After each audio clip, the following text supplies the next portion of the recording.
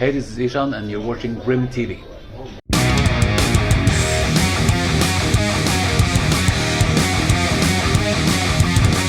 I have the honor here being tonight with Mr. Ihsahn from Emperor. First of all, thank you for your time and welcome back to Helsinki. Thank you so much. It's been 5 years since you played at Helsinki at Tuska Festival.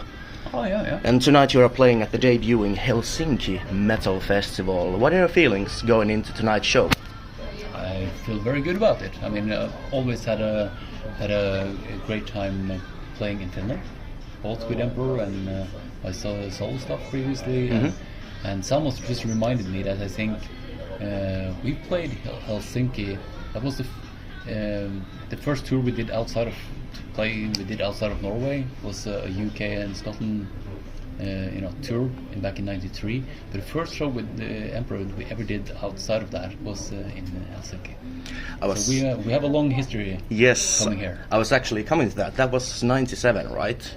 Yes. At Tavastia, and that was right before the release of Anthems to the Waking at Dusk. Do you have any memories from that time frame or that particular show in '97 at Tavastia? I remember. I think we went to see Stratovarius the day before because they played the same venue, and I also remember walking to the venue and getting ready to play, and I watched the time and saw that the support band was still supposed to be playing. Yeah. And there was an ambulance outside, and the vocalist in the support band had cut himself so deeply in the second song they had to stop the show, so he was just bleeding out the stage. Yes. So we went on early that night, I think. Yeah. Well, Stuff like that happened a lot in the 90s. Yeah. Well, speaking on touring, you just did your first tour in the United States since 2007, right? So, how was it playing in the United States after such a long time? Very surprising for us. I mean, when last time we were there, I mean, we played. We were still doing, some pretty cool shows. We played BB King's. We sold that out twice in Manhattan, but it's still like a club. And let's face it, we're underground black metal band from Norway, and this time, to be honest, I thought almost the local promoters there were crazy because they booked us into stuff like, the King's Theater in New York and the YouTube Theater in Los Angeles. These huge places, the beautiful venues, and I think everybody was very happy, promoters included. So yourself included. Oh yeah, for sure. Great shows. Amazing audiences, and all the stuff that we've been doing lately. I mean, we went on our first South American run just last autumn as well, and to meet a lot of dedicated fans. They really know how to show it in South America too. It's just very, very humbling to see that a lot of people around the world apparently have a similar relationship to music that we happen to be part of, as we have to all the bands. That it's we don't do it enough to get accustomed to it. If you know what I mean. So it's still an opportunity to feel appreciation and gratitude to be in that position. Yeah. Well, speaking of celebrating albums, one specific classic Emperor album is turning 30 years next year in the Nights at Eclipse. Am I right? Oh, 30 years. Oh yeah, last time 1994, right? Yeah, Release. That's true. Are you planning on doing an anniversary tour like you did back in 2014, celebrating in the Nights at Eclipse? We haven't really been planning anything particular for that. No, we haven't. Okay. But I know there are already shows being booked, so we will still be continue playing, but so far we haven't honed into something particular, and probably because time passes. I mean, we feel kind of we already did the conceptual anniversary thing, so maybe we feel that it's already done. I don't know. But it was a huge success when you did it in 2014. I remember you played at Tuska, the headliner. It was a massive crowd. I was there. It was a great show. Oh, thank you. No, it's that was a really cool thing, to get kind of the old lineup back together. Yeah. And all that. So it's yeah, very very special. And we did get to do some special shows also during the pandemic and shortly after. We brought in Mortiis again. Oh right. On yes. the bass, and so it's kind of strange, getting your teenage friends together, and after so many years to play the music. It's funny how it's kind of embedded in the spine. Yeah, You're right. kind of right back at it. Yeah, it's like old times. Yeah, like yeah, again, for like sure. you're 16 again. Yeah. Would there be a possibility to see Mortiis or Faust again with Emperor? Possibly. Yeah. That's the. I wouldn't. You're open to the idea. Oh yeah, for sure. Yes. And it's always great to see them. And it's we've all been doing different things, in all these years, and there's we have families, and so there's dad talk, but also we have this music in common. Yeah. There's a really cool thing. Yeah. Well, there's something I've always been interested about how you approach writing black metal for Emperor, comparing writing your solo stuff, Ihsahn. Like, it all is very different, like Emperor and your solo stuff, but still sounds very much from your pen. Like, what is the difference between like going into writing black metal or your solo stuff? And I wouldn't say there's any difference. And I was surprised even because when I was doing, coming back to doing Emperor shows again after having been doing solo shows, I thought, okay, how will this feel? Will it be different? Can I reconnect with the old songs and everything? And to be honest, when I'm on stage, doing whatever music that I've been part of, it's a bubble. Yeah. So I strangely found that performing music, if whether it's newer music that I made or old Emperor songs, as when you're in that bubble and that energy, that whole live atmosphere, it doesn't really matter. Yeah. It still feels the same. Yeah. Because it's this kind of not autopilot, but you kind of leave your ego outside and you just the music. I don't want to be sounding metaphysical about it, but you can't be thinking about it. It has to, things happen fast. It's like muscle memory. But you just have to let the music do the work. Yeah. You can't be really conscious about it. And from a writing perspective, I mean, I feel very much the same.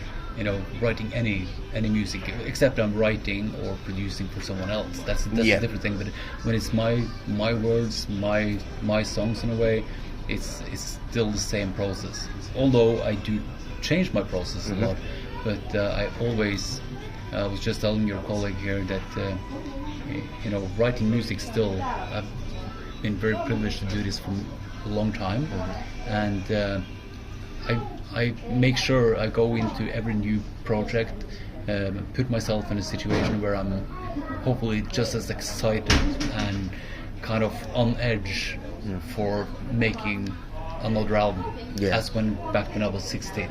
Yeah. Because that's why I keep doing this, because I love doing that. So you still feel like a kid in a sense, like the I same enthusiasm and the passion for writing music. It's an addiction. Yeah. Right. I can't remember not having this urge to put music together since I was a child. Yeah. I started recording my own demos when I was 11 because I for some reason got track of all of a 4-track recorder. Yeah. So it's all I can do, and it gives me so much value. Yeah. So the process is often different, but the state of mind, and I think also like the core creative source is very much the same. So I think of every album I do is like a different outlet for this kind of core and creative ball in a way. Yeah. Yeah. Like a different eruption of the same thing. Yeah. So like you said, you've been making music since you were like 11, or like writing your own demos. What was the point? Like you fell in love with like extreme metal, or was it always metal, or was it something else? No, like in your teenage years or before Emperor? You know what? I started out with just playing piano when like 6, 7. Take some lessons. Got my first electric guitar when I was 10. Yeah. But at that time, I bought Kiss Rock and Roll Over. You know. Great album. Yeah, and then I was a huge Twisted Sister fan for a while, and then by the time I was 13, I saw Iron Maiden on the Seventh Son tour, and that was like, since that show, I never had a plan B with my life. Right. You know, so but it was very gradual, and I see this a lot now, that a lot of, because we were so young, you know, in the black metal scene, a lot of the people from Norwegian black metal scene, at least, you know, were still just, you know, mid-teens. Yeah. And a lot of my colleagues, if you will, a lot of people start out playing when they're like 14, 15, 16. You know, so a lot of these guys just started straight to extreme metal. Yeah. But I think for me, it kind of was a gradual development, you know, wanting to push the envelope even more, you know, through. I remember, you know, playing rock music like Kiss and Iron Maiden stuff, you know, learning a lot from Iron Maiden and Judas Priest, and then being introduced to Metallica, Slayer, and then, you know, there was, you know, Morbid Angel and Ihsahn, and then, you know, this kind of more undergroundish thing, you know, with Battery and Celtic Frost was kind of thrown into the mix. So it was a very gradual development of developing a taste for more and more kind of intricate and extreme music. Yeah. So it wasn't a straight on thing. It was just, I guess, a similar passion for just like what Judas Priest and Maiden could kind of accelerate in the beginning, and you need something stronger. Yeah, right. You know, yeah. So would it be possible maybe to hear any new Emperor in the future? It's been a while since you released any music with Emperor. Yeah, but it kind of came to a very natural conclusion in the sense that, you know, by the last, you know, I eventually started, you know, writing more and more old material, and by the end, you know, by the last records, I did, you know, everything, and so Prometheus was kind of, you know, I did that very much as a solo thing, and it's though still under the Emperor umbrella. So you kind of creatively, when there's no Melt anymore, and Samus and Trim were doing Cyclone, it was kind of, we wanted different things creatively. Right.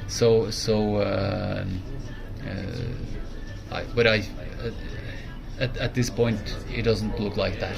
Yeah. No. Right now it's touring. But I've said a lot of no's in the past. Also, like, there will never be another Emperor show. There will, like, and I feel stupid when I say stuff like that and end up doing it anyway. So just to not, you know, to open that that box. But it's like, I won't make myself into a liar if the situation should change and that the planets will align. You know, it's with creativity and stuff like that, is very, very hard to tell, because it's a very open channeling process. You know, but so far I'm very, very, I get to, I've been releasing full-length albums, you know, consistently, you know, more or less every second year since I was 16, and continue to do so. So I'm in a very happy place. It's nice to hear. To wrap this up, I just want to ask, what is your favorite piece of music that you ever written? It could be one song or an album, anything. Like, what is the one that you're most proud of? Oh, that's very, very, very hard to say, because I've had such a long career in the sense that, so I would say they're like more like plateaus, you know, that you work on something for a while, you know, with different creative approaches, and sometimes, you know, it culminates into something that, you know, like in cooking, if you like, where all the spices blend in the right way, all the ingredients blend well. You know, so it's all, I think some of those plateaus, I think, looking back, and that's always easier. Like Anthems, I think, was one of these points where a lot of things came together. You know, the experience from making In the Nights of the Eclipse was still like a combination of old and newer material. You know, but Anthems was the first, you know, full album that was written, as a whole thing. Yeah. That was kind of a plateau, and I think the third Peccatum album we did had something special to it. My third solo album after was kind of developing over 2 albums and kind of culminating with this, for me, new thing with 8-string guitars and saxophone, and I found myself in a different kind of musical landscape. Yeah. Built on that for a while, did a lot of experimentation, and then I think my solo album Arctis was one of this where in its simplicity came to something just in my mind that has a wholeness to it. It's very hard to put your finger on. And I feel with my next release, I feel I'm at a different plateau yet again. That's good to hear. Well, thank you for your time, and thank you so much. Good for luck the support. with your show tonight at Helsinki Metal Festival. Look forward Thank to you. it. Thank you.